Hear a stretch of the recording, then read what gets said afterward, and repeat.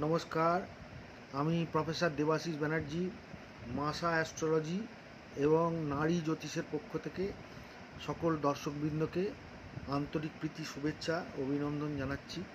আমি পুনরায় আপনাদের সামনে আবার হাজির হয়েছি বেশ কিছু নতুন বিষয় অ্যাস্ট্রোলজির বিষয় নিয়ে আলোচনা করতে। দেখুন, অ্যাস্ট্রোলজি এই যে শাস্ত্রটা আজকে নতুন নয়, যুগ যুগ ধরে এটা চলে আসছে এবং দেখা যায় যে এই অ্যাস্ট্রোলজি অনেকে জ্যোতিষশাস্ত্র নিয়ে আলোচনা ও প্র্যাকটিস করে বা নানা রকমভাবে তারা চেম্বারও করে, কিন্তু সকলের প্রেডিকশান কিন্তু এক হয় না বা মেলেও না। এটা ম্যান টু ম্যান ভ্যারি করবে। যাদের মধ্যে খুব গভীর পর্যালোচনা করা বা ইনোভেটিভ চিন্তাভাবনা আছে, এটা নিয়ে খুব গভীরে গিয়ে চিন্তাভাবনা করবে, তাদের চোখে অ্যাস্ট্রোলজির অনেক কিছু ধরা পড়ে। তো ব্যক্তিগত জীবনে আমার অ্যাস্ট্রোলজিটা প্রফেশন হিসেবে আমি এটাকে নিয়ে নিই। এটা আমার একটা ভালো লাগা ভালোবাসার জায়গা। মূলত আমার এটা ছিল যে এটা এই শাস্ত্রের মধ্যে সত্যি কি কোনো সত্যতা লুকিয়ে আছে, এটা যাচাই করতে গিয়ে নানা রকমভাবে আমি এটাকে এক্সপেরিমেন্ট করে বেশ কিছু নতুন তথ্য এর থেকে আমি আবিষ্কার করেছি। তো আজকে আমি দুটি খুব গুরুত্বপূর্ণ বিষয় নিয়ে অ্যাস্ট্রোলজির আপনাদের সামনে আলোচনা করব। প্রথম যে বিষয়টা সেটা হচ্ছে যে এই যে আমরা প্রতিনিয়ত নানা রকম লোকের সঙ্গে মিলিত হই, সেটা কর্মক্ষেত্রে হতে পারে, বন্ধুত্বের ক্ষেত্রে হতে পারে, সাংসারিক ক্ষেত্রে হতে পারে, পারিবারিক ক্ষেত্রে হতে পারে, যে কোনো ক্ষেত্রেই। তো এই যে মিলিত হই, আমরা অধিকাংশ কিন্তু বুঝতে পারি না যে যাদের সঙ্গে আমরা মিলিত হয়েছি বা যাদের আমরা সম্পর্কে যাদের সঙ্গে আমাদের সম্পর্ক তৈরি হচ্ছে, সেই আমার বিপক্ষের ব্যক্তি, সে ব্যক্তি কেমন হবে, মানে আদৌ সে বিশ্বাসযোগ্য বা তার সঙ্গে বন্ধুত্ব আমার কতটা ভালো হবে, সে আমার কতটা হিতাকাঙ্ক্ষী হবে, এটা বোঝা চোখে দেখে তো এগুলো বোঝার জিনিস নয়। তো আমি দীর্ঘদিন ধরে বিভিন্ন রকমভাবে অ্যাস্ট্রোলজির ওপর নানা ধরনের রিসার্চ করেছি, বিশেষ করে প্র্যাকটিক্যাল হরোস্কোপের ওপর। যে কোনো ঘটনা যে ঘটছে তার তো পেছনে একটা কারণ থাকবে, বিনা কারণে কোনো ঘটনা ঘটবে না। সেই কারণ পর্যালোচনা করতে করতে, অনুসন্ধান করতে করতে আমি যে জিনিসগুলো পেয়েছি, আমি তার মধ্যে কিছু গুরুত্বপূর্ণ বিষয় আপনাদের সঙ্গে শেয়ার করছি। তো এই যে আমাদের সম্পর্ক, এই সম্পর্কটা কিন্তু সম্পূর্ণ দাঁড়িয়ে আছে বিশ্বাসের ওপর। এবার একটা জিনিস বলি, যে আমি এই যে মাসা সিস্টেম অফ অ্যাস্ট্রোলজি, এই সিস্টেমটা যেটা আমি বলছি, এই সিস্টেমে আমাদের যে বিচার পদ্ধতি সেটা কিন্তু ভাব কেন্দ্রিক। আমরা ভাব থেকে ফল বা প্রেডিকশান দিয়ে থাকি। আর নারী জ্যোতিষের ক্ষেত্রে কী হয়, সেটা গ্রহ কেন্দ্রিক। গ্রহ, কম্বিনেশন অফ প্ল্যানেটস, এই সব থেকে প্রেডিকশান দেওয়া হয়। তা আমি উভয় তরফ থেকে কিছু জিনিস দেখেছি, দেখার পর যেটা পেয়েছি সেটা আপনাদের সঙ্গে শেয়ার করছি। তো এটা আমার প্র্যাকটিক্যাল অভিজ্ঞতা এবং আমি বহু জন্মছক ঘেঁটে রিসার্চ করে তারপরে এই সিদ্ধান্তে উপনীত হয়েছি। তো এই যে বললাম বিশ্বাস, এ বিশ্বাস তো চোখে দেখার জিনিস নয় যে দুম করে দেখলাম, কোনো লোককে দেখলেই বুঝে যাবো যে এ লোকটা বিশ্বাসযোগ্য বা ভরসার যোগ্য, এরকম তো বোঝা যাবে না। কিন্তু জন্ম ছক থেকে সব কিন্তু সত্যি দেখা যায়, শুধু দেখার মতো চোখ থাকা চাই। চোখ যদি না থাকে কিছুই দেখতে পাওয়া যাবে না, আর তখনই মনে হবে জ্যোতিষ মানে ভুল, জ্যোতিষের কোনো কিছু মেলে না। এটা হচ্ছে আসল বিষয়। কিন্তু যাদের সত্যি চোখ আছে তারা কিন্তু ঠিক দেখতে পাবে এবং ঠিক সঠিক প্রেডিকশান বলতে পারবে। তো আমি আজকে আপনাদের সেই অভিজ্ঞতাটা শেয়ার করতে চাইছি যে জন্ম ছকে চতুর্থ লগ্ন থেকে যে 4 নম্বর ঘর, চতুর্থ ভাব, এইটার অনেক কিছু কারকতা আছে। মা হয়, বিদ্যা হয়, মন হয়, ঠিক আছে, আরও অনেক কিছুই হয়। কিন্তু আমি এই ভাবটার একটা বিশ্লেষণ করে পেয়েছি, এটা কিন্তু মানুষের বিশ্বাসের ভাব। এই চতুর্থ ভাব হচ্ছে বিশ্বাসের ভাব। তো জন্মকালীন ছকে যদি কারুর চতুর্থ ভাবের যে অধিপতি গ্রহটি, সে যদি লগ্ন বা দ্বাদশ এই দুটোর সঙ্গে সম্পর্ক করে, বা চতুর্থ ভাবে যদি কোনো রকমভাবে কেতু বসে থাকে, তাহলে আমি আপনাদের চোখ বুঝে বলছি, বিশ্বাস করুন, মিলিয়ে দেখবেন আপনারা, এটা সেই ব্যক্তি কিন্তু সম্পূর্ণ বিশ্বাসের অযোগ্য হবেই হবে। আপনি তাকে যত প্রাণপাত করে করুন না কেন, তাকে সন্তুষ্ট করতে পারবেন না, এবং সে কিন্তু খুব ধড়িবাজ এবং বদমাইশ মানসিকতার হবে, এবং সে বিশ্বাসঘাতকতা করবেই।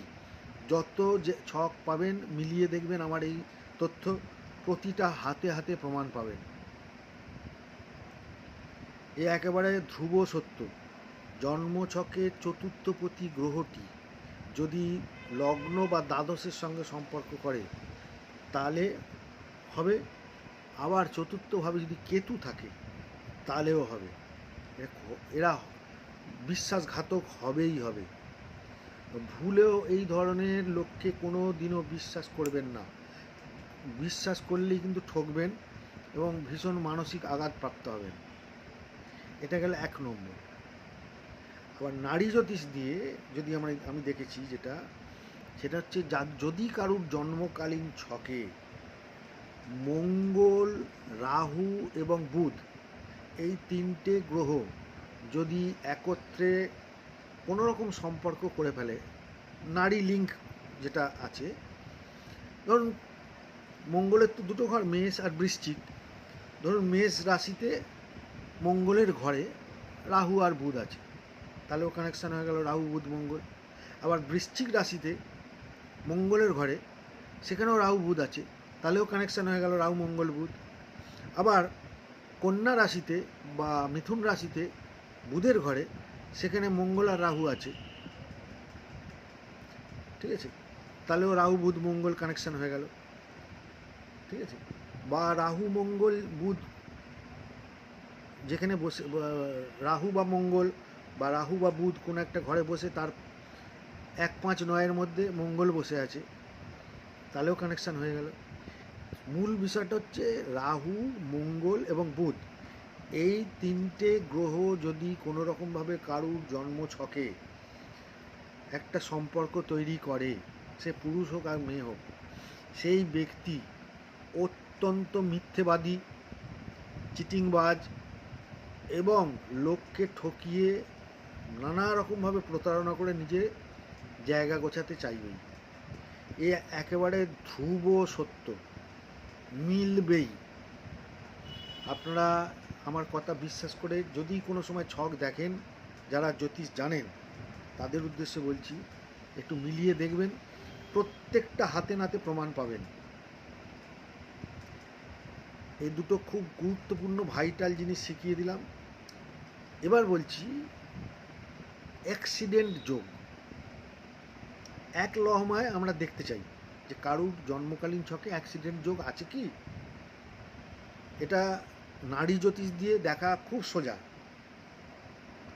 যদি কারুর জন্মকালীন ছকে শনির সঙ্গে মঙ্গল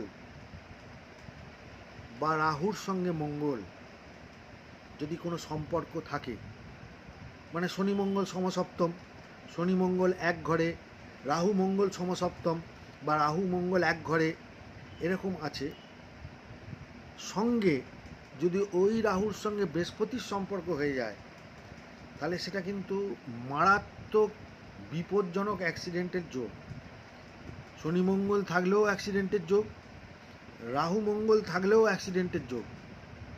আর রাহু বৃহস্পতির সঙ্গে যদি আবার যুক্ত হয়ে যায়, এর সঙ্গে সম্পর্ক করে ফেলে, তাহলে সেটা কিন্তু খুব মারাত্মক ফ্যাটাল। মানে এটাকে বললাম যে এটা জন্মকালীন ছকে এই থাকলে পরে আমরা বুঝে যাব যে promise of accident is there in the horoscope.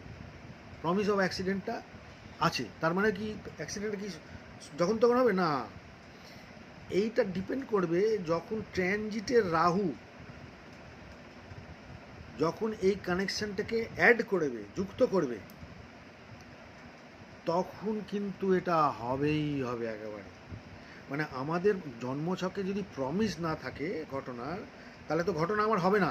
যদি আমার জন্মছকে বিয়ে না থাকে, তাহলে তো বিয়ে হবে না, যতই চেষ্টা করি না কেন।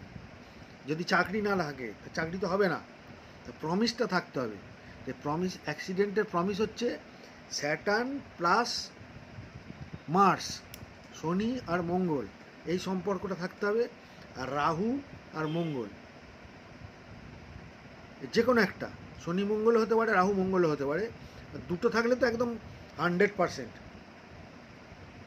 শনি রাহু মঙ্গল এই যদি সম্পর্ক হয় তাহলে তো 100% হবে। তো এই দুটো গুরুত্বপূর্ণ আজকে বিষয় বললাম। আগামী দিনে আরও এরকম বহু গুরুত্বপূর্ণ এবং অব্যর্থ, যেগুলো মিলবেই, এরকম ধরনের কিছু গুরুত্বপূর্ণ টিপস আমি আপনাদের যারা জ্যোতিষ চর্চা করেন তাদের জন্য বলবো। আর যারা জানেন না জন্মছক বিচার করতে, তাদের তো শিখতেই হবে, না শিখলে পরে হবে না। তবে শিখলে পরে ভালো গুরুর কাছে শিখবেন, যেখানে যারা সত্যি শেখাতে চায় এবং যারা সত্যি এই অ্যাস্ট্রোলজি জানে। প্রফেশনাল লোকের কাছে শিখলে কিচ্ছু শিখতে পারবেন না। তারা শুধু নিজের জায়গাটা গোছানোর ধান্দা করবে, শেখাবে না। এটা গুরুমুখী বিদ্যা, তো গুরু যদি ঠিকমতো আপনাদের হাতে ধরে না শেখায়, তাহলে এটা শিখতে পারবে না। আজকে যে দুটো ফর্মুলা দিলাম, শেখালাম, এটা কিন্তু একদম অব্যর্থ, মিলবেই। বিশ্বাসঘাতক লোক, চিটিংবাজ লোক, আর কার অ্যাক্সিডেন্ট হবে, মিলিয়ে দেখবেন। তারপরে আমাকে যদি মনে হয় আমাকে ফোন করে আমাকে জানাবেন।